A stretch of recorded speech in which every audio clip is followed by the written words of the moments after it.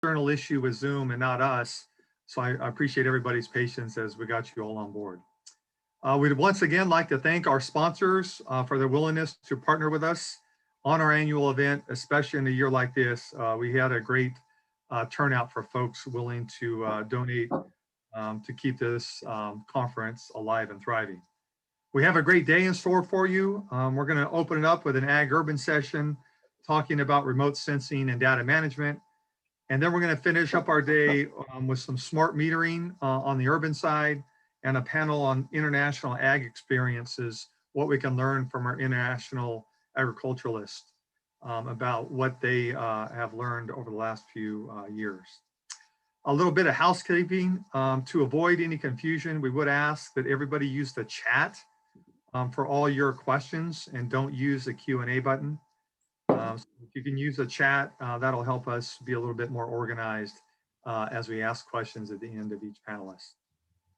Now let's get started, and we're going to focus on one of my favorite annual program events, and that's our annual Irrigation Person of the Year. And for the 59th annual conference and for the presentation of the award, I'd like to turn that over to Kristen Sicki. Kristen?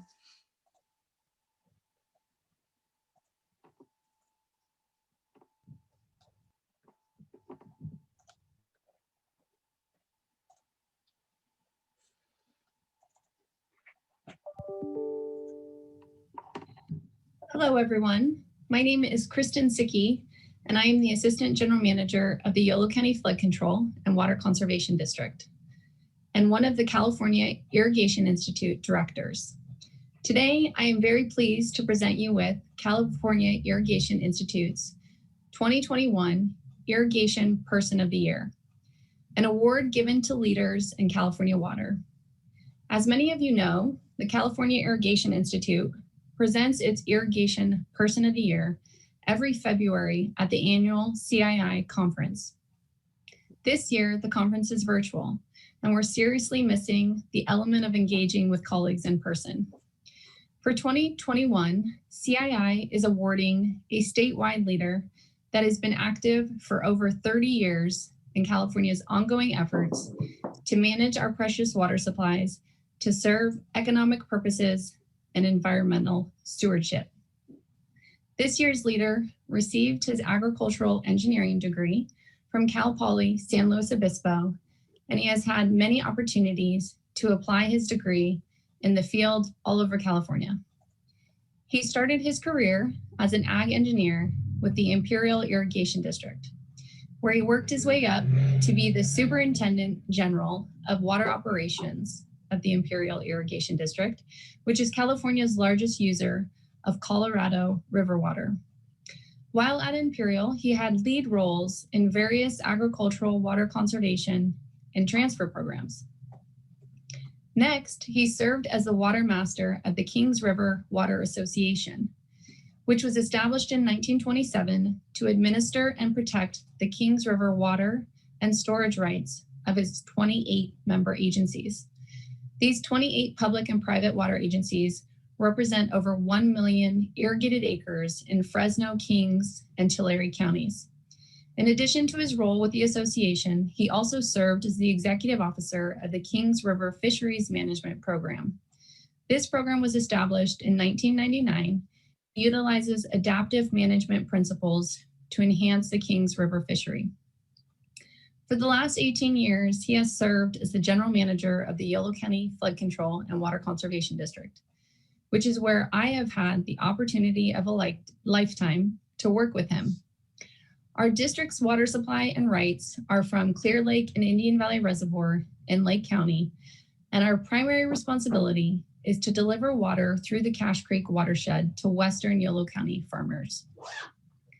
Thanks to his leadership, Yolo County has been at the forefront of efforts to preserve farms, rural communities, and the environment. Under his tenure, the district has forged partnerships throughout the region to provide reliable and affordable water for farms and ranches while preserving the natural resources of the Cache Creek watershed. He has also developed innovative programs to enhance efficiency, improve water quality and habitat, and creatively manage the groundwater resources in the region. This man is a water buffalo and finds joy with boots on the ground. Engaging with farmers, chasing storm flows, inspecting the canal system, and monitoring groundwater levels is where his passion lies. He is a true visionary.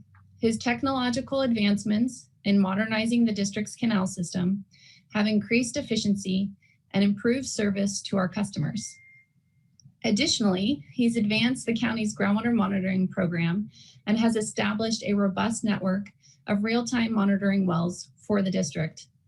He is a leader in Yolo County on conjunctive water management and promotes groundwater recharge every chance he gets.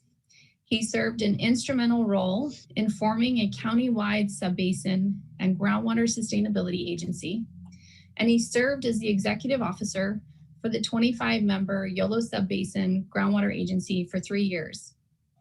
He's built his career on credibility and has proven to be an excellent communicator and educator. He has a skill of bringing the right people to the table to effectively solve problems. He has written papers on irrigation and drainage issues and has participated in various California state water committees and organizations. He is a graduate of Class 25 of the California Agricultural Leadership Program. He received the Will S. Green Award from NACWA and the Yolo County Agriculturalist of the Year Award in 2020. CII was also fortunate enough to have him serve as a director for 20 years. I have a great deal of respect, admiration, and gratitude for this man, and I feel extremely lucky to have had the opportunity to learn from him over the past 5 years. I look forward to his continued mentorship as he advances the district into the future. The California Irrigation Institute is very proud to present the 2021 Irrigation Person of the Year Award to Tim O'Halloran. We have asked for him to provide a few words in accepting this award.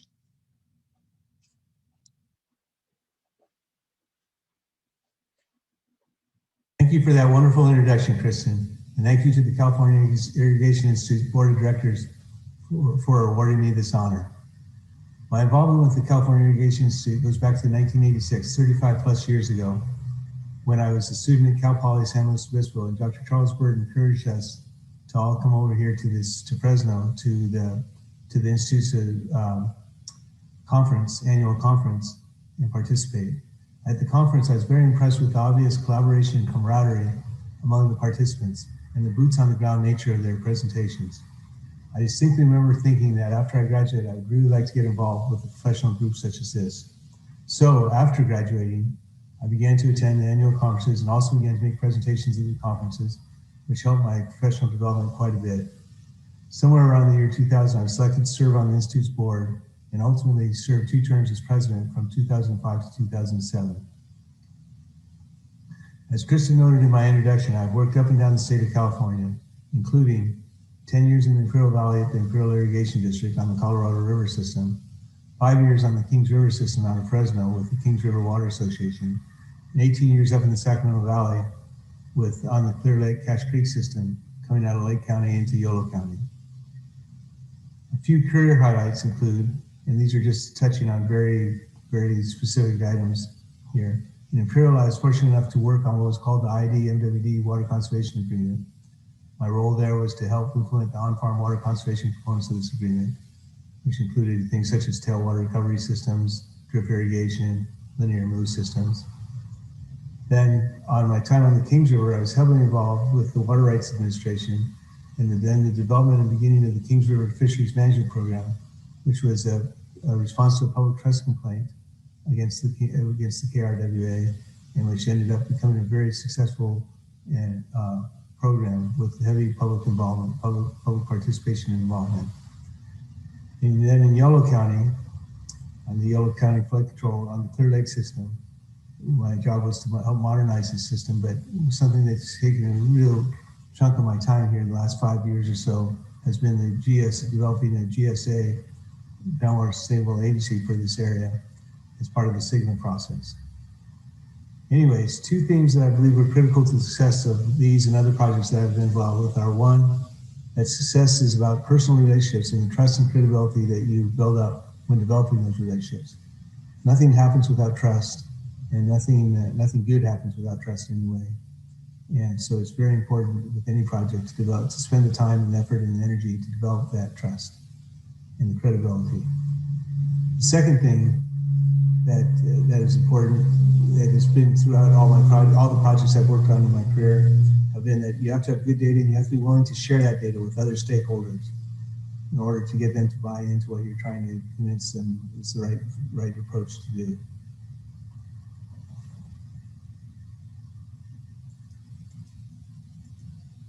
I've been very fortunate throughout my career to be guided and mentored by outstanding individuals, farmers, consultants, contractors, and supervisors that all gave selflessly to me of their knowledge and their time. In conclusion, I would like to thank the different board of directors I've worked under, staff that has always been so hardworking and supportive, and most especially my wife, Elizabeth, who's put up with my hydromania. Thank you again, CII, for this Irrigation Person of the Year award, as well as 35 plus years of irrigation education. It's been great. Thank you.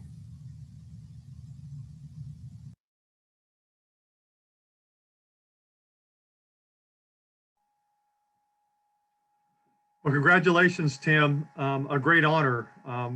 Having worked with you over the last 20 years, I couldn't have thought anybody else for the ag and urban folks to promote as Irrigation Person of the Year. So congrats and all the best to you.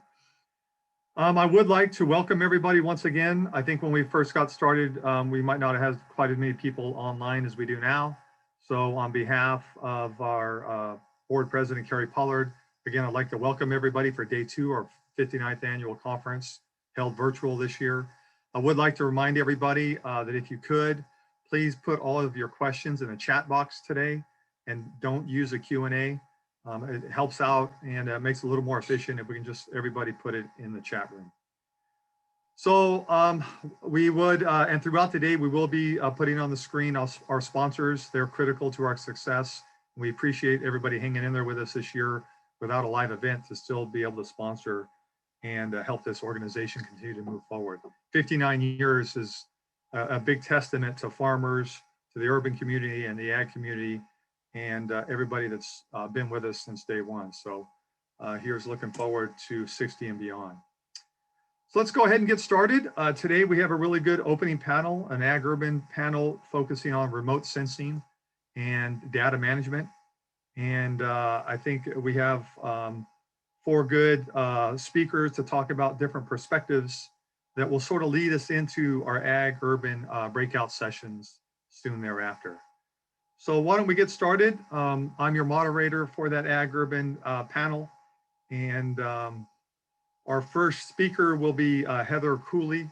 Heather Cooley joined the Pacific Institute in 2004 and currently serves as a director of research. She conducts and oversees research on an array of water issues, such as sustainable water use and management, the connections between water and energy, and the impacts of climate change on water resources. Prior to joining the Pacific Institute, she worked at the Lawrence Berkeley Laboratory. Heather received a BS in molecular environmental biology and a master's degree in energy and resources from the University of California, Berkeley. So why don't we get this thing started? Give me a second here and we'll move forward.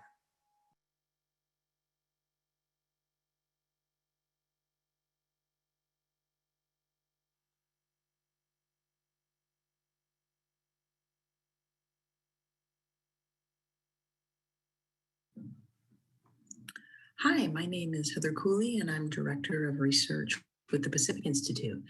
Today, I'm going to be talking about some recent work we've been doing evaluating urban and agricultural water use in California.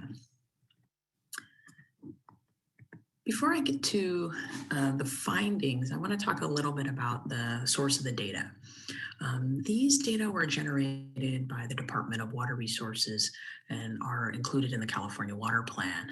I want to thank DWR for their work in developing these, but also in their generosity with their time in sharing these data with me and really walking me through how they're developed. The data are measures of applied water, and there's 2 components. There's an urban and an agricultural component. For urban use, those estimates are based on water measurements of annual water productions that are submitted by water suppliers in their electronic annual reports. It also, though, includes estimates of use for energy production and for self-supplied households and businesses. So it's a combination of measurements plus some estimates for sectors for which we don't have very good data. Agricultural water use, the reality is we don't have a good estimate of agricultural water use. And that's in large part because we don't have an estimate of groundwater usage, and groundwater, of course, is a key water source for agriculture. So for agricultural water use, what DWR has done is they do a sort of a modeled estimate, though it is based upon measurements of crop type, acreage, and weather, and then some assumptions about crop coefficients and irrigation efficiencies. So let's jump in and talk a bit about some of our findings.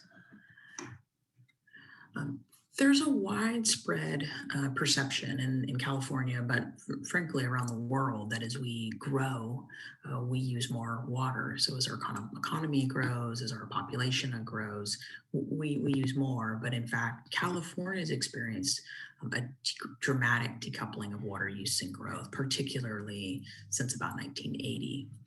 So this figure is showing gross state product in California, here in green, population in yellow, and then water use. And what we see is prior to about 1980, we see water use going up at about the same rate as population. But then in 1980, we see a really big break. We see the economy continue to grow, population grow, but then water use really pretty flat.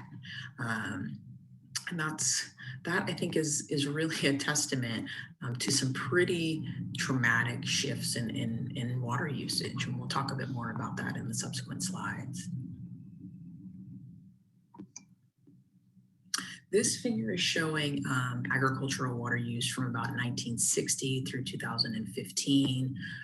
Agricultural usages are these dots here at the top, and then these sort of orange lines. I also show precipitation here in blue, and then some of our statewide droughts here in these shaded areas. And what you see with agricultural use is that it's highly variable from year to year, from a low of about 26 million acre feet here in the early 1990s to a high of 37 million acre feet around 2007, 2008. Weather is really a big driver in agricultural water use. And as we see, and a driver of that variability. And what we see in these wet years, we see agricultural use decline. But then we see in these hot, dry years, like during droughts, we tend to see usage go up. I will point, and this is, I think, an important point, is in some ways that's an artifact, right, of the modeling. The modeling is based upon weather, and that's a driver of usage. So it doesn't do a great job, I think, of capturing some of the things that farmers do, for example, during a drought when they're under irrigating. And it's one of the reasons I think we need more and better data. A key measure of agricultural water use is the economic productivity of water. And what we've seen is that the economic productivity of water in California has increased dramatically. In fact, it is doubled over the past 55 years, from about $550 per acre foot of water applied to well over $1,200 per acre foot. And that's really a function of changes in crop type.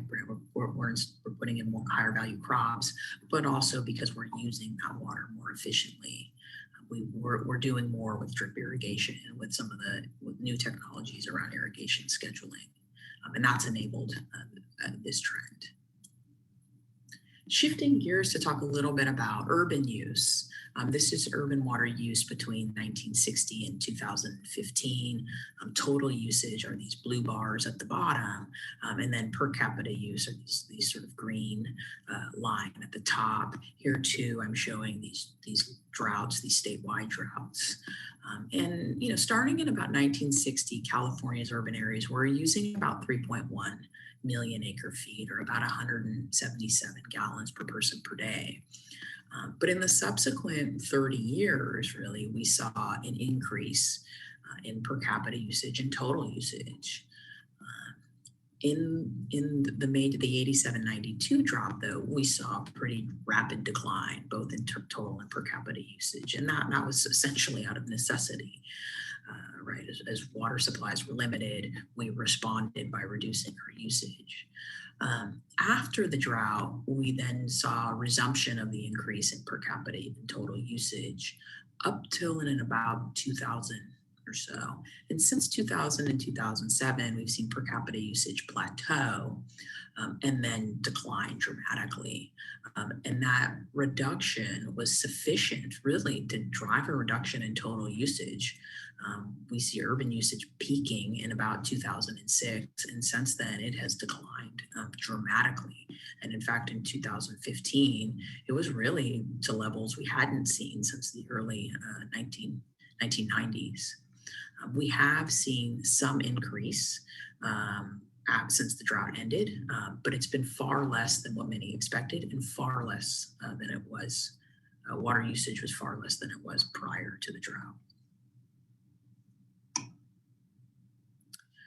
I want to point out, whereas that previous graph, it was a statewide estimate. It suggested the decline in per capita use started around the early 2000s. Really, when you start to look at individual suppliers, what you see is that reduction in per capita use, in fact, has been going on for far longer. This is showing the city of San Francisco. They in fact are using less water today than in the mid-1960s, despite the economic and population growth that they've experienced in that time. And you can see that their reduction in per capita usage, of course, this was the major 1977 drought. We saw a reduction everywhere, but really we can see that long-term sustained reduction going back, in fact, to 1980. And you see this not only in San Francisco, you see it in communities across the state. So that in some cases, when we're looking at those statewide estimates, we're not, I think, seeing what's happening at the local level. And that's because at the local level, we're seeing those declines since 1980, but we were still seeing growth in those hotter, drier parts of California that tend to use more water. So that growth then, I think, blunted this trend of reductions in per capita usage that, again, going back towards the 1980s. And that, in fact, if we look either at the statewide data or even at these local data, it's really driven by changes in our economy. We're doing less manufacturing in California. It's driven by a greater uptake of efficiency improvements, greater uptake of climate appropriate plants, and as we're seeing in our urban areas, these denser developments. As you have people living closer together, there's less outdoor space and less irrigation. So let me quickly summarize the key findings. First is that California has experienced a dramatic decoupling of water use and growth. It's enabled us to continue to grow our economy, to increase the number of people in the state without using more water. Really, I think, an important trend. Agriculture and water use in California has remained flat since the 1980s, while the economic value of crop production has grown dramatically. Urban use in California has declined rapidly, particularly since the mid-2000s, although many water suppliers have been seeing this trend for much longer. And let me conclude with a few thoughts and hopefully some food for thought for our discussion. First is that the actions of local and state water managers, decision makers, and in fact, individual farmers and businesses and households is such that California's urban and agricultural regions are deriving much greater value from the state's limited water resources. But despite these positive signs, we know that there are signs that water use in California remains high. Our agricultural, our groundwater aquifers continue to decline. Our rivers and streams are in poor health.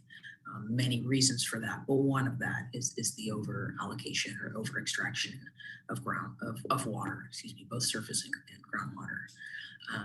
We also know that we have a number of challenges ahead. We have climate change, right, which is increasing the variability of the supplies, but is also putting an upward pressure on demand because of the higher temperatures.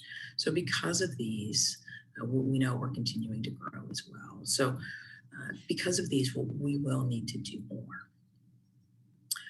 And a key element of doing more and evaluating, frankly, how we're doing is data. And we need more and better data so that we understand sort of where we've been, but also where we might go, and to evaluate our progress. So with that, I'd like to thank you, and I look forward to our discussion. If you're interested in learning more about our work on the report I talked about, or in some of our other work, I'd encourage you to look on our look on our website. I'd also encourage you to look at our newsletter and sign up. We send them out monthly, and you can stay up to date on what we're doing. Thank you.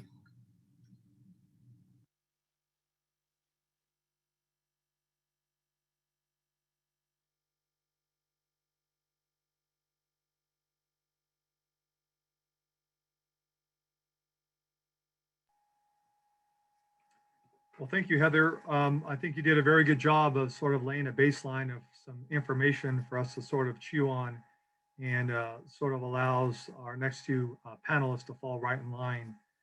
Our second panelist will be Dr. Joel Kimmel. Joe is a founding partner and principal soil and ag scientist with Land IQ.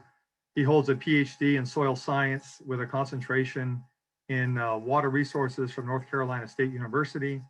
In addition to his certification as a professional soil scientist, he has over 22 years of consulting experience focused on practical and applied solutions for the development and management of ag-based soil, water, plant systems, especially irrigated systems management.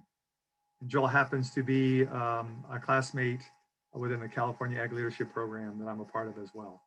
So give me 1 second here and we'll get Joel fired up.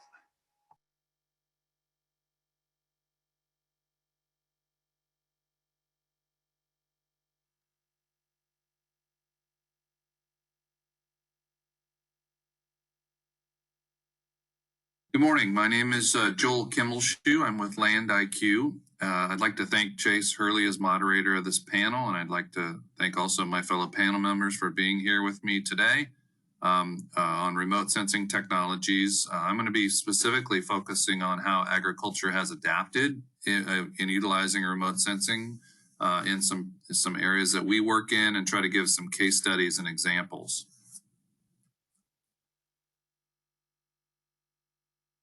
I have about 10 or 12 minutes, so I won't talk too much about the organization I'm with, but if you're not familiar with Land IQ, you can go to our website here and learn more about us. We're a land and spatial-based research and consulting group, and we focus on land-based sciences and spatial sciences. One of the fundamental pieces of the work that we do is centered upon ground truthing. We prioritize ground truthing for the calibration and validation of many of the remotely sensed models that we develop. In particular, some of you may know that we're the contractor that provides the statewide field by field land use, specifically crop classification for the Department of Water Resources that was driven by the requirements of SGMA. Currently, we produce about 50 different crops, over 406,000 different fields from Mexico to Oregon and Nevada to the Pacific Ocean. I introduced that because we do about 15,000 miles of ground truthing for that project every year. The same holds true for us in the work that we do for water use. We do a considerable amount of ground truthing in water use as well, and that type of ground truthing is an example of that is in the image on the lower right-hand corner of this screen, where we set up climatic stations to measure actual conditions in the field to calibrate again and validate our models, our remotely sensed models. Currently, we work for about 14 GSAs in the southern San Joaquin Valley. Those GSAs are challenged in that some of them have a single water source, some of them have a multiple water source. Many of them look at different allocation methodologies, but fundamental to that is how much water is being consumed from evapotranspiration perspective. Currently, we have about 88 ground truthing stations in the South Valley. I'll talk a little bit about that in a minute. Why do we ground truth? And as I mentioned before, for calibration and validation of our models, it's defensible. It provides us an opportunity to assess accuracies with independent validation. We can calibrate to actual conditions, specific to crop type and specific to any of those types of conditions that may be existing on the ground that are unique to microclimates and things like that. One of the challenges with remotely sensed products is the potential for cloud or smoke cover in this recent summer. When we have on-ground measurements, sometimes that offers what we call an insurance policy to look at what actually happened on the ground when we do have cloud cover. It allows us to understand specific field management conditions. It also allows us to continually optimize our models. We use a combination of eddy covariance and surface renewal stations in our ET work in the South Valley.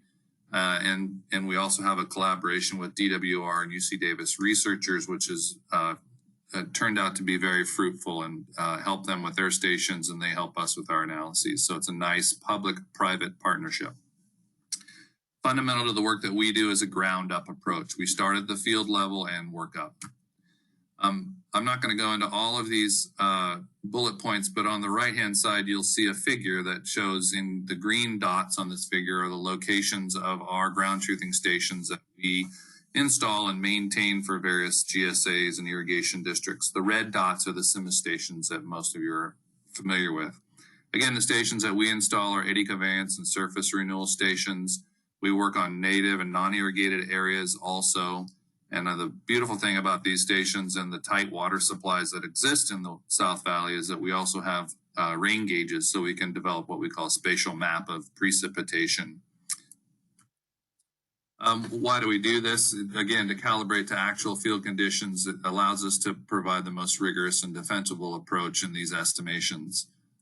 We have a number of stations across different crop types. We prioritize and distribute those stations by crop mapping, of which I mentioned before, and we locate those also on fallow ground. What do we measure with the stations for our ground truthing? Measurements are taken about every 15 to 30 minutes, again, used to calculate actual ET for the specific crop, specific field, specific soil or environmental condition. And the parameters that we measure here are on this slide. We also incorporate into our approach land use. As I mentioned before, we are the provider for DWR that provides statewide land use, over 406,000 different fields. Our overall accuracy is about 97.6% on it, based on that independent ground truthing information. It's about a 50 crop legend. Represents about 98% of all irrigated grounds. And I talked about the number of miles that we drive, depending on when the crops are in the ground, where they are, the number of times rotations occur. And we, the last bullet point here is it's necessary for us for more accurate and field by field estimation. We incorporate ground truthing into our ET work. That allows us to bin or analyze by crop type, which reduces the variability of the estimates. We analyze by crop type, like I mentioned, allows us the recognition of unique crops and consumed water attributes. One part of the deliverable that we provide to the GSAs or irrigation districts not only is field by field consumed water, but also field by field crop type, permanent crop age, field by field precipitation, and it allows the end user to account or work with all of those different input parameters to whether it's a groundwater model or a surface water model or some other use. I always try to put this slide out there, and at least the first part of this slide is I'm commonly have to step back and make sure that when people ask me the question of how much water do I use in my field, I first have to say, well, what do you mean by use? And there's two types of use. That's applied water use or consumed water use. And I just want to clarify to everybody, those two things are different and depends on how efficient one is or isn't with regards to their applied water that dictates consumed water. So a lot of people always ask, how do you validate your results? And one of the basic ways that we look at a number of different ways to validate our results, primarily quantitatively and qualitatively. For example, we'll compare set-aside stations that I talked about before for independent validation. I tell people it's no different than calibrating an ag spray rig. You want to know your ground speed, your pressure, PSI, your nozzle sizes, those types of things. When we talk about that to calibrate your spray rig, the same is true for what we do in the field. We want to know the temperature. We want to know how much it rained. We want to know wind speed. We want to know net radiation, soil moisture, all those types of parameters to calibrate our models. A second way that we look at validation of results is through comparing it to applied water or total water that the field or orchard or crop saw. The figure on the lower right is a figure that shows the sum of rainfall and applied water in the blue bars, and the green bars represent our consumptive use estimates on about 30 almond orchards in the South Valley. We were very pleased with these results because over time, it's probably pretty important that your consumed water is less than the amount of water that those crops actually saw. Another more qualitative component of understanding the validation of a remotely sensed ET is what happens agronomically. And this is a figure on the right-hand side that shows the relationship between, again, that water that almond orchard received, whether it's just irrigation water or the sum of rainfall and applied water in comparison to consumed water. In October, for example, we see quite a difference between the two, which represents a post-harvest irrigation, which is common in agronomic practices for almond production. In February, for example, we see a large difference, and that's common in agronomic practices in almonds to fill the root zone prior to bloom, during and prior to bloom. In March and April, we saw the growers not apply as much water, but also take advantage of the rainfall that occurred in 2020. And on August and September, we actually see about equal to or even greater consumption than applied water. And that's commonly representative of cutting back irrigation during hull split and harvest. Again, another way to look at this kind of qualitatively is, do the results make sense? So one of the ways that we look at our data from an orchard perspective on almonds and pistachios is, what's the curve by age? What's the mean evapotranspiration related to age? And what is that in relation to one another? And these curves are representative of what you might expect. Almonds having a higher mean evapotranspiration and plateauing sooner than pistachios would, according to the orchard age. And lastly, and I think this is kind of a really powerful validation tool that we take a look at, is in some of the GSAs, and more all the time, growers are being assessed or billed or asked for assessments or monthly bills for the amount of water that they consume. It used to be, and is fairly traditional still today, that the number of acres that you irrigate or the amount of water that's delivered is what the growers will pay for. But however, many of these allocations now are converting to how much water do you consume? And based on that consumption relative to others growing similar crops, where do you stand? And that's kind of a new mindset with regards to how growers are being billed, how their allocations are being administered with regards to Sigma, how much water they can pump, how much water overall they can use. And so my point here is that growers are paying the bills, and they know all too well about how much water that they're consuming. Many of these growers are very sophisticated, and my validation here is they wouldn't necessarily be paying the bills if they didn't agree with the results were fairly accurate. So these are some of the areas that we look at with regards to the validation of our remotely sensed DT results. This is just a slide of of results on a monthly basis for Semi-Tropic Water Storage District. Peak months are shown in the middle, April through September, and kind of enlarged. But it gives you an idea of the deliverable from an ET perspective that the GSAs or irrigation districts are receiving. Again, we not only deliver consumptive use or ET by field, we also deliver crop type, which is in the upper figure on top and on the right-hand side. We provide crop age of those permanent crops. And because we have precipitation gauges on many of the stations that we install, we can create a spatial precipitation map.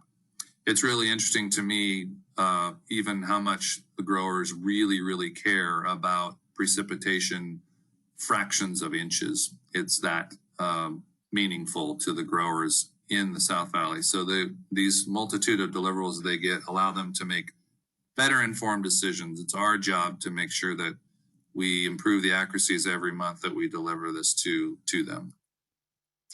Thanks again to the California Irrigation Institute for allowing me to be part of this panel. And I'll turn it over to Chase or other panel members. I think at the end I'll try to field any questions you might have.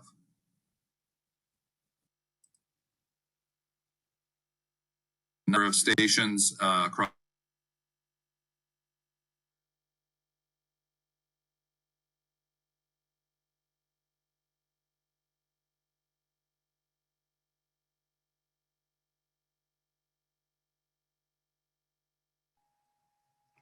Sorry about that. We're back live now. Great job, Joel, in terms of sort of forecasting what the current and future looks like in ag as it relates to a lot of data that has to be acquired and a lot of decision making has to be done, especially as it relates to Sigma and the integration of data that you're processing. So next, we'd like to introduce Don Slinger. He's going to talk about urban AMI and what does the future hold. Don is a customer service technology and processing expert with more than 40 years of experience in utility management and consulting. He is an internationally recognized expert in AMI. A former utility executive, he founded and served as the first president and executive director of Ultimetrics, the Automated Meter Reading Association. Don was the principal investigator of the Water Research Foundation study entitled Advanced Metering Infrastructure, Best Practices for Water Utilities. Don holds a master's in environmental engineering from Johns Hopkins University and a PhD in environmental sciences and engineering from the University of North Carolina. So give me a second here and we'll get his presentation up and going.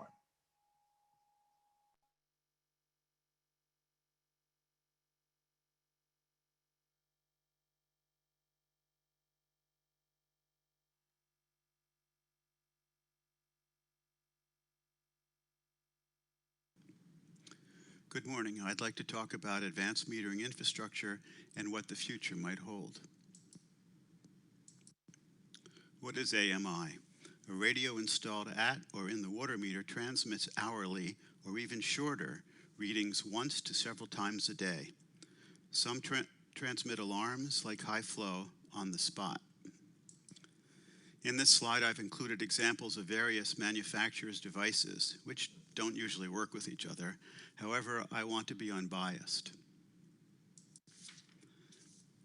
The reasons water utilities are interested in AMI have evolved. Originally, we were happy to get good meter readings once per month, which you could do with walking or mobile automatic meter reading, AMR. Now we see AMI as a key to managing water use, conservation, and lost water. Customers are getting used to this level of service from other service providers, and there's also a huge sales effort from vendors and a certain peer pressure among utilities. At this point, more than 60% of all North American water meters are on AMR or AMI. And there are two caveats. First, this estimate is based on products shipped. It's also hard to tell how much is for replacement. Secondly, it's hard to tell exactly how many services are on AMI versus AMR because many endpoint radios can be used in either mode. There are a number of factors affecting the growth rate of AMI. New meters usually get new reading technologies, so AMI growth is tied to housing growth. However, just about every water utility is grappling with existential decisions about where to invest its capital. There may be federal infusions into revolving loan programs for water utilities as well as broadband that might spur AMI projects. There's a pandemic effect. Due to the pandemic, water utility and tax revenues are down and arrears are up. Many water utilities have been estimating reads. And interestingly, the traditional barriers to working at home have been breaking down for water utilities. I'll come back to this last point. There are some marketing reports that project the growth rate of smart water meters in North America to be 10% per year or higher. I favor the more conservative projections. In North America, there are already aging systems, so there will always be products sold for replacement. In this graph, you can see a dip due to the pandemic. And virtually all new metering system requests for proposals are for AMI. Here's a list of technology trends related to AMI for water, including the meters, the AMI network, and the software. It's not an exclusive list, and they're not in a particular order. Water meters are getting smarter, which means they are less of an interchangeable commodity product. Dedicated AMI networks still dominate the market, but AMI using cellular networks is getting more competitive and growing fast. And low-powered wide area networks, part of the Internet of Things, already growing strongly in Europe, are starting to show up in North America. The bottom line, there are more choices as well as decisions for utilities. By the way, the picture in the lower center is a Flume water sensor that straps on the water meter and sends data over Wi-Fi. You can buy this on Amazon. In the lower right corner, there's an S-CAN water quality monitor that can communicate over AMI.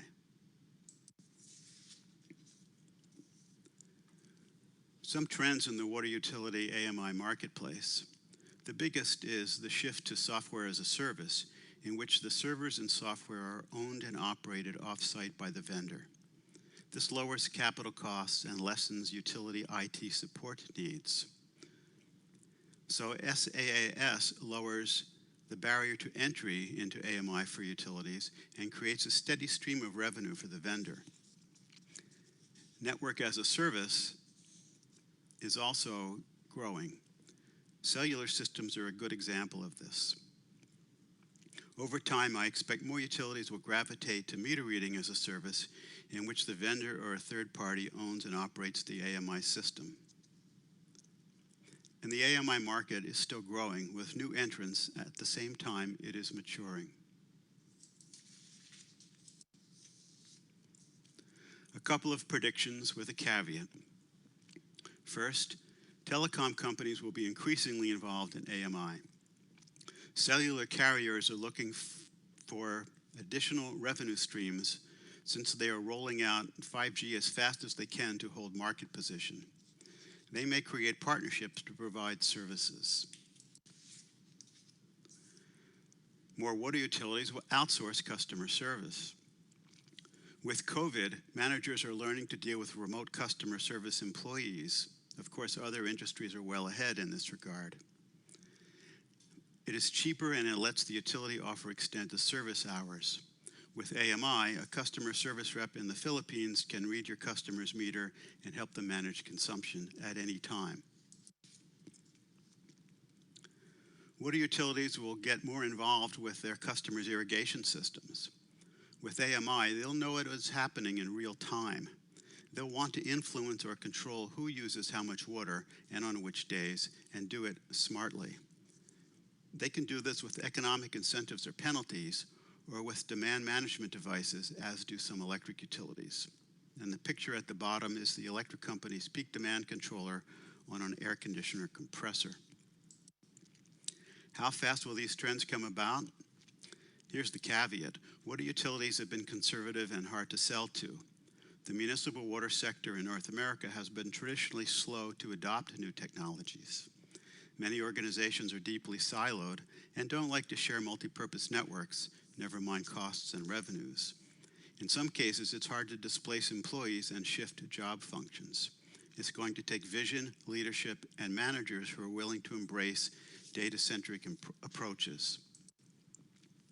We've got a lot of information about AMI technology and trends in the AMI Guidance Manual for Water Utility Managers, and this is available from the Alliance for Water Efficiency. Thank you.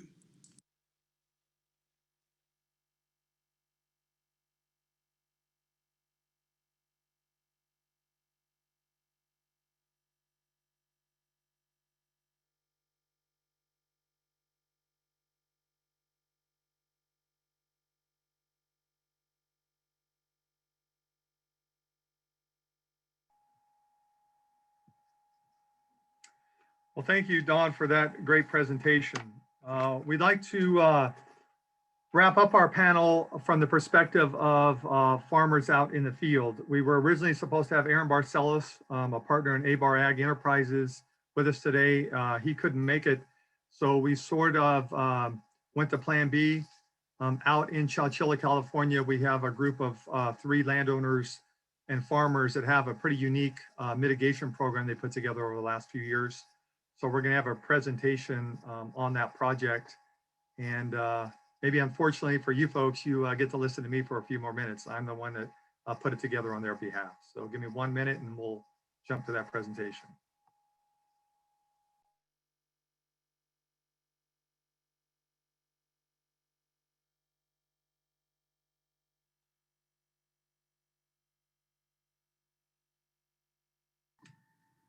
Good morning. My name is Chase Hurley, and I'm here today representing 3 landowners that make up the Red Top Mitigated Lands Group.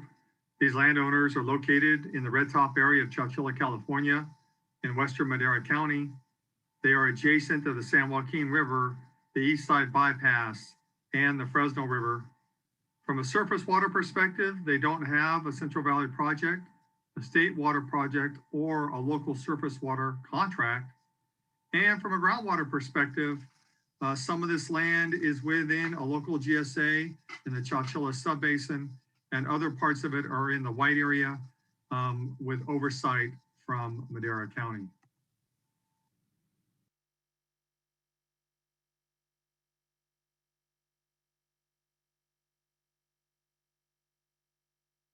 This group is located, as I said, along the San Joaquin River.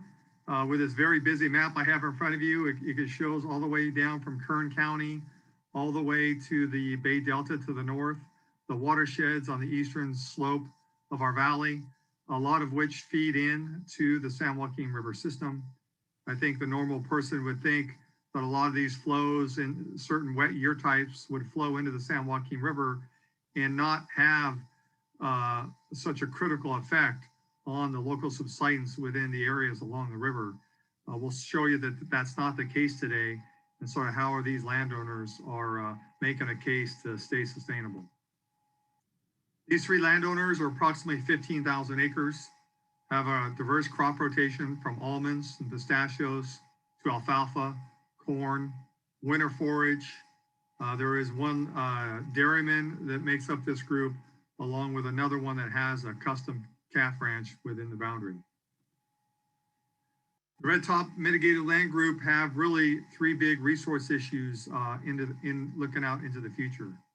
One obviously is water, both from a surface and a groundwater perspective.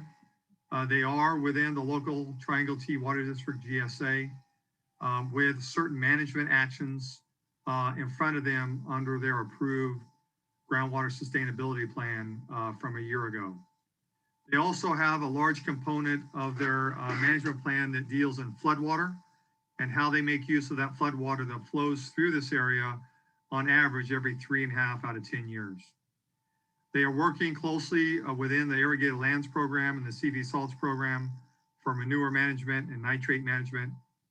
And the biggest mitigating factor that they have in front of them is the local subsidence. So what did these 3 landowners do to sort of get in the forefront of working through this issue? Back in 2016, in working with their neighbors, they knew that the largest part of the subsidence issue along the river was coming from groundwater wells that were on their property. The vast majority of the issue is water that's pumped below the Corcoran clay and creates a huge pressure differential that leads to subsidence. So they talked with their neighbors to the west side of the river and came up with a voluntary contract, a 5-year agreement. That agreement was signed with these 15,000 acres and the adjacent water districts across the river for a 5-year program that went 2017 through 2021. In this voluntary agreement, these landowners signed up and gave up voluntarily the amount of water on an annual basis they would pump below the Corcoran clay. And they knew they could only do this if they put management actions in place that put floodwater in certain year types in the ground they could call on from the shallow aquifer. If they came up with some type of potential rotational fallowing program and put a lot of assets in the ground, both in terms of conveyance, infrastructure and pipelines, a pumping plant, went out and purchased supplemental surface water supply from their neighbors to the west, and also got a lot better at how they manage their day-to-day operation in terms of collection of data and the wise use of that data to make business decisions. They had to do that as it relates to the groundwater wells. They needed to know how much water they were pumping on an acre foot per acre basis. And they also needed to know how much of this water was coming above the Corcoran clay and how much below the Corcoran clay. They knew that they were gonna have to get a lot better at crop ET and knowing the exact amount that their crop required and make sure that they try not to apply any more than that. One is they had to do a lot better job on-farm water budgets and how do they go about collecting the right information so they can apply nitrogen in the most effective way possible. They knew that they needed quality information in order to do a few things. One is to effectively participate in a Madera County GSA water credit and trading program. So how were they going to do this most effectively? From an ET and evapotranspiration perspective, from a crop water use, they knew there was programs out there like Land IQ, Cal Poly, and others that Madera County may be using to implement their program over the next 20 years. They knew that they had to come up with a pumping credit program, both within their local Triangle T GSA that would effectively work within the Madera County GSA as well. And they had to figure out what a local trading platform may look like. They have taken some measures to work on these issues as we speak. One is they also had to get better at managing their groundwater wells on a daily basis as it relates to sub-Corcoran pumping. So what I'm saying is they needed to know what wells were pumping from below the Corcoran clay, what wells were pumping above the Corcoran clay, how much were they pumping, and they also had some wells that were perforated both below and above the clay. So in order to get better data, there's a requirement that these three landowners signed up to that they all had to be metered within a given time frame. And to date, that has been accomplished. Over 200 wells have been metered, either physically with a flow meter, or we have been working with Powwow, and they perform, they have software that performs, works locally with PG&E, has also been approved by the state of California as a plausible method to track your water use on a monthly basis. So we're getting monthly reports from Powwow on some of the wells that are under that direction and don't have a flow meter. And we have to make daily decisions based on current groundwater elevations and quality. So we do have a series of monitoring wells that are out in this area down to a depth of around 250 to 300 feet right above the Corcoran clay. And we're using some hardware from folks like Wisecon and other folks to try to get real-time data instead of just pulling this information twice a year by physically going out there and seeing where the elevations are at. We have a multitude of wells that we have real-time telemetry. I think one thing we found out is being out sort of quasi in the middle of nowhere in Red Top, we've had some issues in terms of trying to get this data back to our home base and be able to use it, but we're working through those kinks as we speak. So subsidence management, it's a local program where good data management is making a difference. Sigma, as you all know, has put a platform in place for us to be sustainable by the year 2040. And in our case, our plan was put in front of the state a year ago in January of 2020. And the reason it was put in place is because the subsidence was causing issues to infrastructure of our neighbors, one of them being Sac Dam, which is located along the San Joaquin River, and you can see there on your screen. This is a shot from Reclamation, a graph that they put out from 2012 to 2016. And it shows in the real hot spots of the red top area, we were getting close to 3/4 of a foot of subsidence on an annual basis. 15,000 acres that we're talking about here today were right in that red area in the middle of the screen. So what we've done is a local project of 15,000 acres. But we have been working with our neighbors on a larger program to try to implement some of the same types of programs, some of the same types of management actions within a larger area that encompasses everything on your screen in color, roughly around 30,000 acres.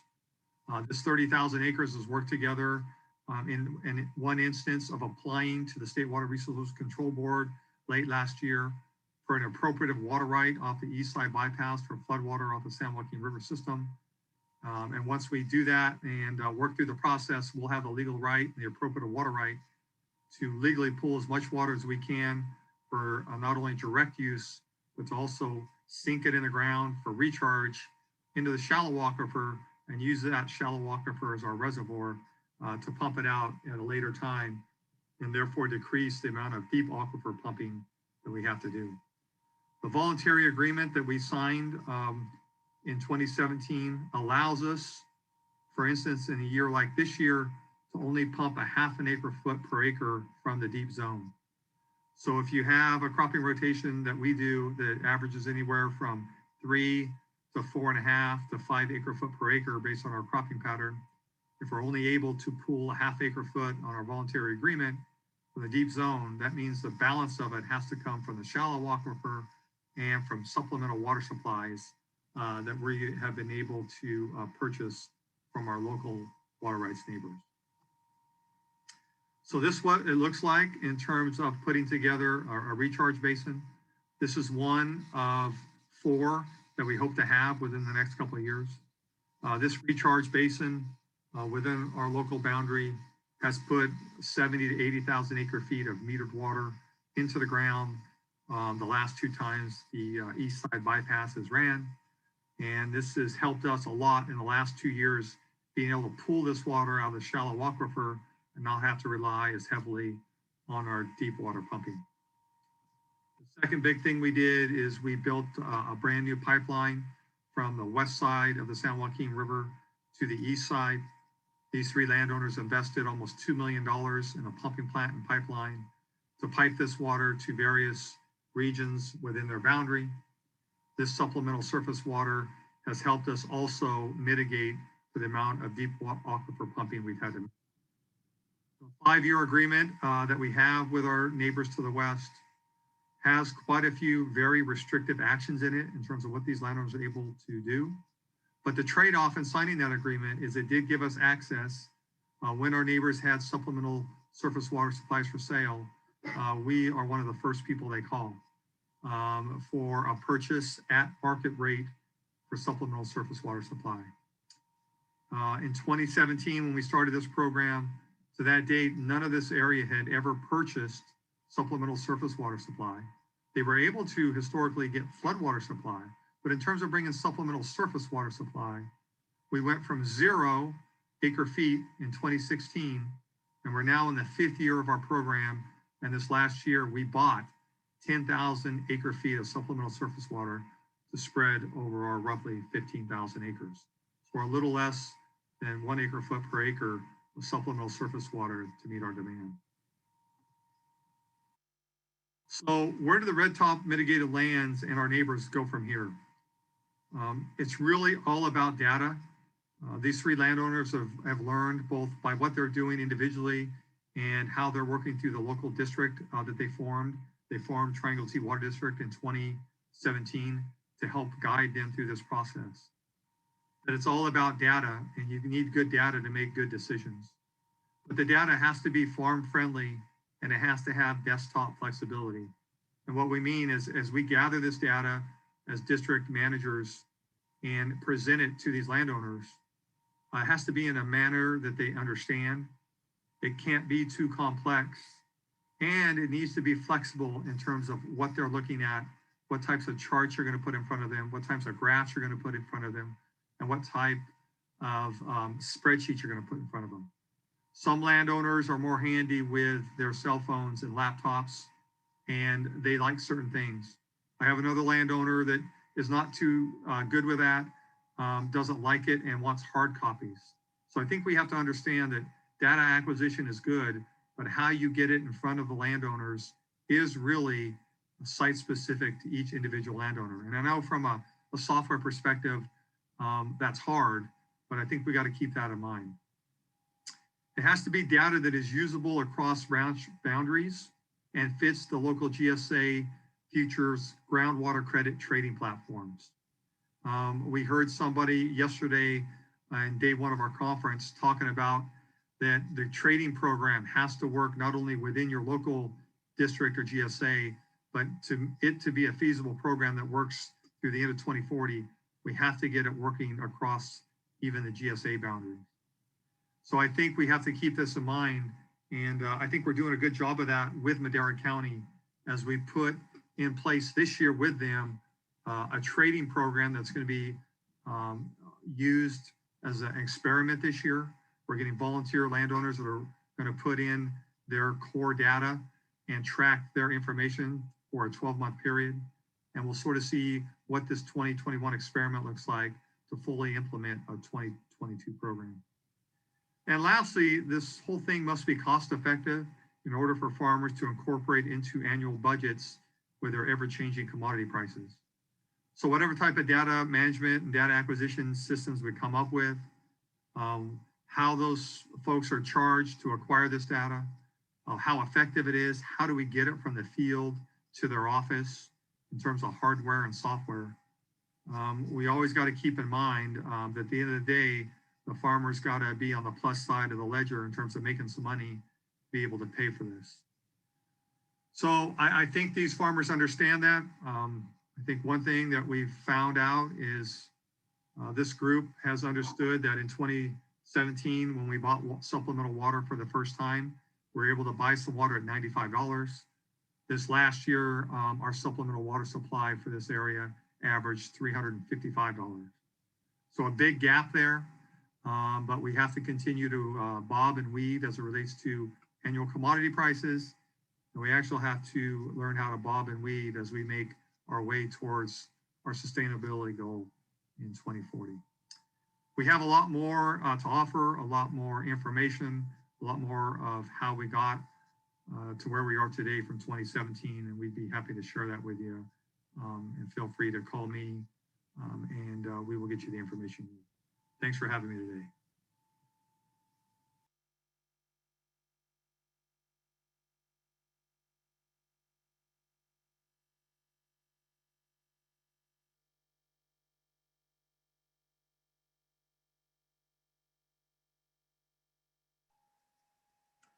All right, I think we're back live, and hopefully it looks like we've got quite a few questions on our chat line that we could run through this panel. We're doing good on time. So Catherine, do you have us fired up?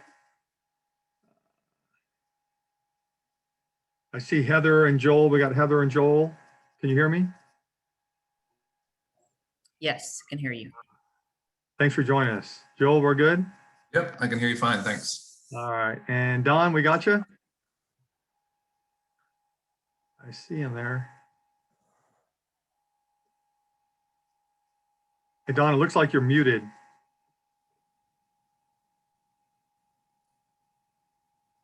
All right, well, why don't we go ahead and get started, and I'll see if Don can get himself pulled on here. Heather, I got a question came across for you, and you mentioned a couple of times in your presentation about ag water use remaining flat. How comfortable are you with all the new data coming across as it relates to groundwater? for years, there was a lot of concern that groundwater data wasn't a part of our ag use numbers just because a lot of it wasn't metered. But what's your comfort level in terms of where we're at maybe 10 years ago to today in terms of trying to track that groundwater usage? Well, I think a couple of things. I think ag usage is in there.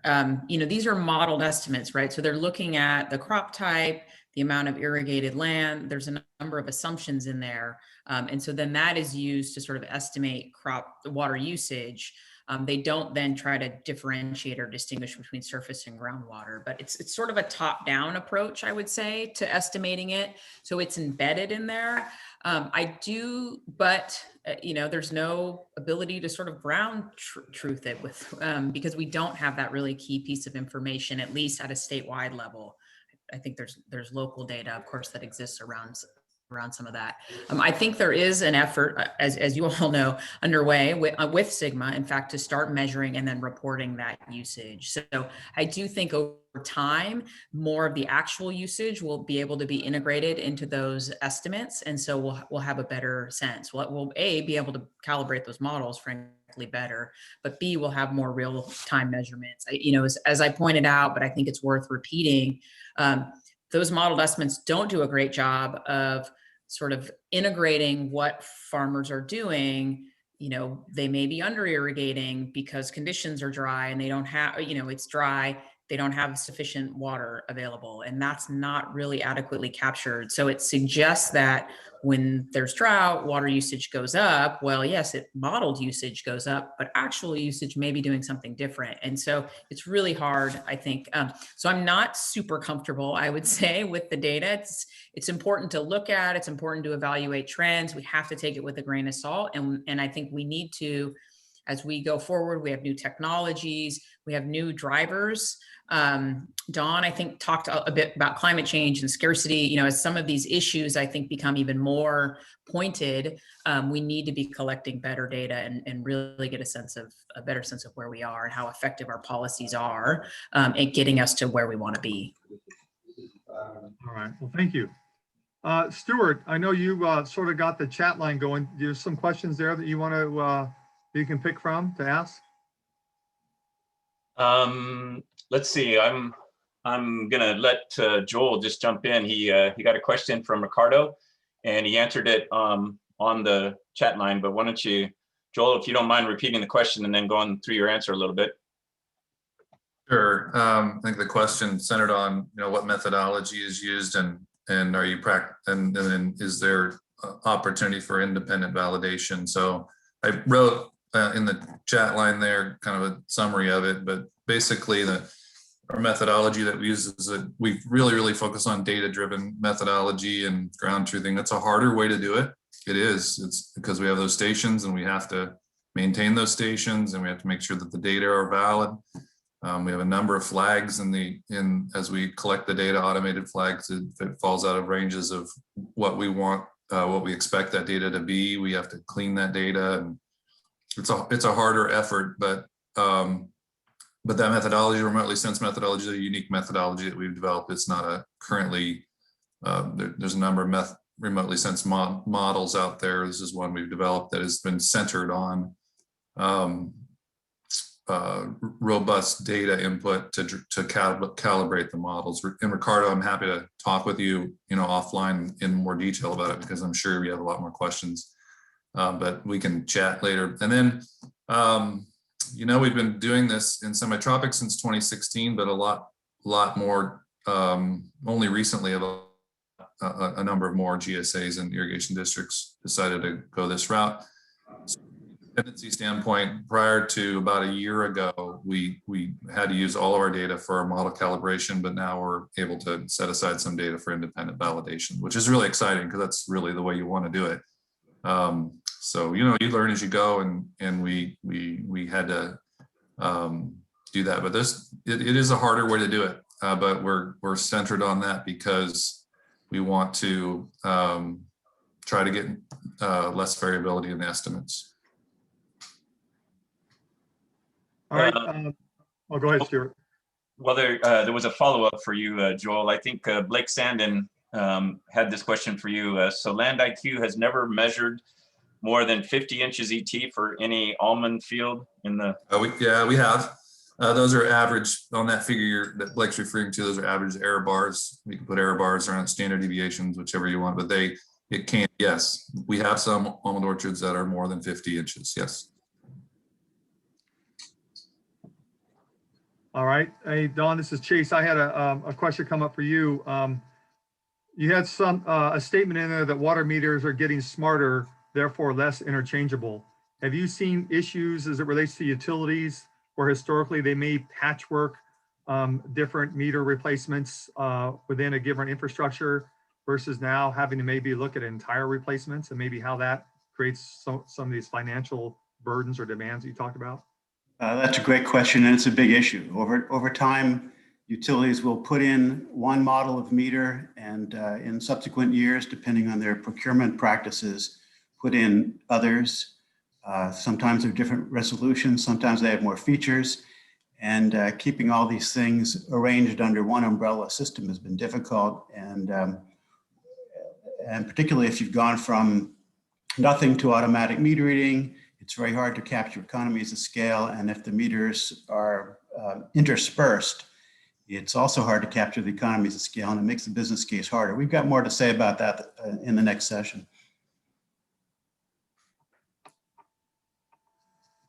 All right, Joel, I had one that come up for you on this question of applied versus consumed water. And as you've sort of been working with some of the GSAs on the east side, maybe explain to the layperson about it may not matter as much about how much water was quote unquote applied. These growers are going to be charged on the consumed amount of water, but is the assumption you're not as worried about how much water is applied because that water is in theory going back to the groundwater basin? Well, I can give kind of case study that we've worked most with is Semi-Tropic, and that's how they've restructured their billing purposes, right, for water that's consumed. Because of that reason, they view, they're a water storage district, so they view anything that isn't consumed basically to stay in their system. They don't, for all intents and purposes, have much runoff outside of their district boundaries. So ultimately, but in a long time in some places gets back to groundwater, so it stays within their system. So they're worried, they're most interested in the amount of water that actually leaves the system as ET.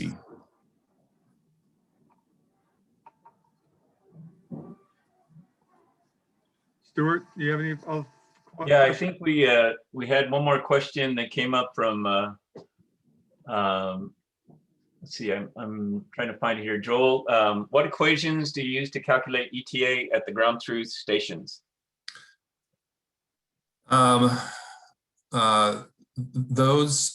Those equations that we use at the ground truth stations are, I'll have to talk to our remotely sensed folks to get that answer back to you. Can't slip my mind at this moment, sorry. And Heather, we had one another question for you. As you've heard over the last couple of days, and Joel mentioned it in just one of his slides about the water market and how that is sort of going to mature over time. We've had a lot of history with the surface supply and how that water market works in Northern California and Southern California and throughout the valley. But what's the Institute's thought process moving forward about, from a Sigma perspective, and how the GSAs are moving forward and how these local water markets may mature in order to be efficient to get us to 2040, both within their boundary and across boundaries? Yeah, to be honest, we haven't done a lot of work in terms of those water markets. So we've done work, and a number of folks have done some work, I think, looking at some of the issues with doing these sort of longer distance transfers, some of the challenges those can have either from the environmental or social implications of that. We haven't done as much, I think, on these sort of local transfers. I know there's a lot of interest in that and a lot of folks working on it. I think there are opportunities there, but I do think we're going to need good data and information, though, underlying those, and to for them to work effectively. Do you get a sense of answering that same question, Joel? about how the water markets may mature on the groundwater perspective? Can you say it again? I'm sorry. It's sort of the same question. Based on your experience about where these water markets and how they may mature as it relates to groundwater over the next few years?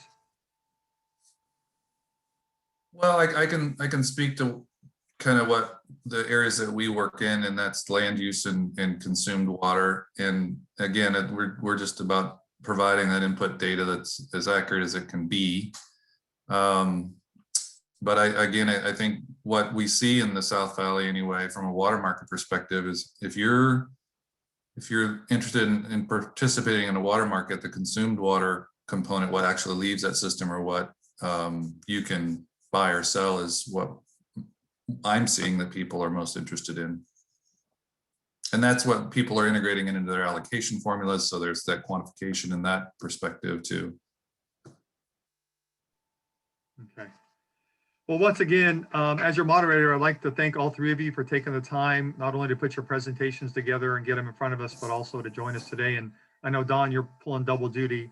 You're going to have a part of the breakout session here next.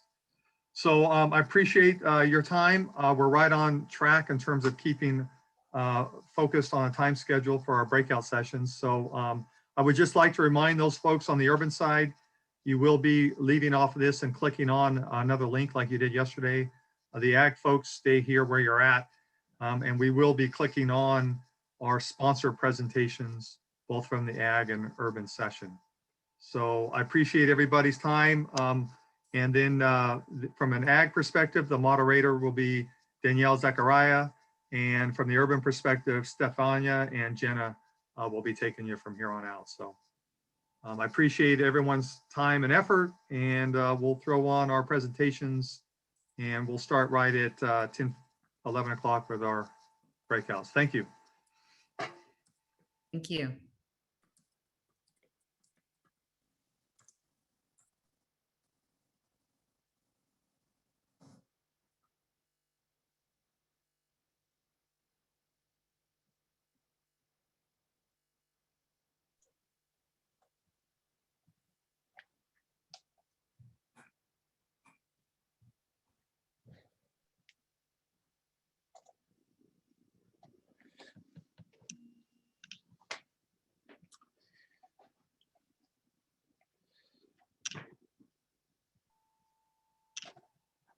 Hey, Danielle, I think you're still on. Are you all ready to go? Ready to go at 10:30, right? Am I ready to go? I'm ready to go at 10:30. Stuart and I are ready to go at 10:30. All right. Thanks, Stu, for helping me out on the questions. No problem. Daniele, are you going to start the two vendor videos, or am I? No, can you start them? Because I only have one, and